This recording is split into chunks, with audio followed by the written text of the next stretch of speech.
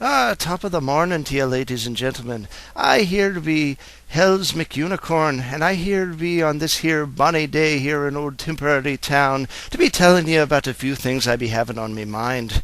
Now you see, for some strange reason, I was possessed to go and listen to that dumb pile of shite, Mr. Bill O'Reilly.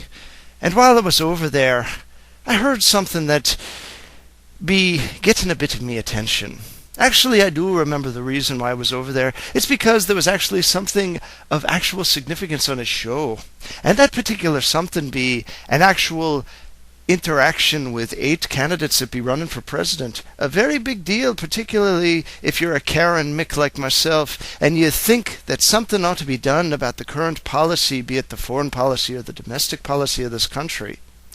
But the problem was, I got me hopes up on something. I got me hopes on the fact that there might be just a little bit of a shred of intelligence on the part of the host who be questioning the candidates, and on that matter I must say that I was gravely disappointed, although not entirely unsurprised by the turn of events.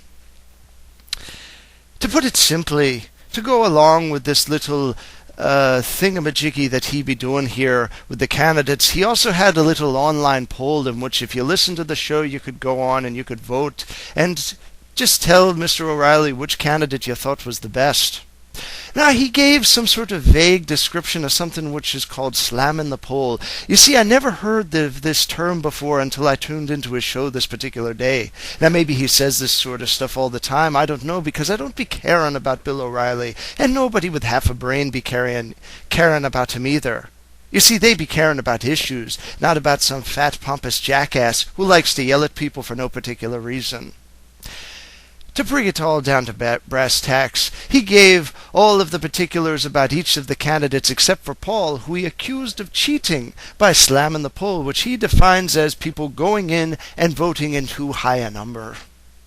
Could it be, Mr. Bill O'Reilly, that people actually tuned into your show because they actually wanted to listen to the show and then maybe give their honest assessment of the situation? Now, I'll be the first to admit that, there might have been something to what you said about people putting up bulletins so that people would go and vote at the poll, but shouldn't you be happy about that? I mean, that's more people that actually listen to your show for a change now, isn't it?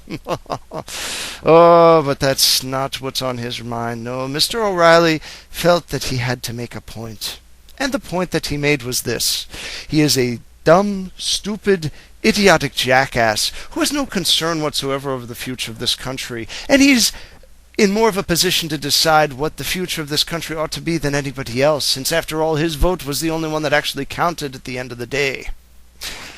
You see, it's the sort of jackass like this that actually makes me a little bit uneasy about sharing me Irish lineage with others. But to those of you out there in the audience who were able to bear through this very poor impersonation of an Irish accent, yes, I do actually have 75% authentic Irish ancestry, but my primary source for impersonating the accent in particular be from the grand old show movie, the Disney production Darby O'Gill. And the reason for that is because I'm several generations removed from actually being over from the old country, and I've only ever been there once, and it was quite a long time ago. So thank you for listening to me on this particular occasion, and until next time, with prudence to myself and benevolence to the rest of you, good evening.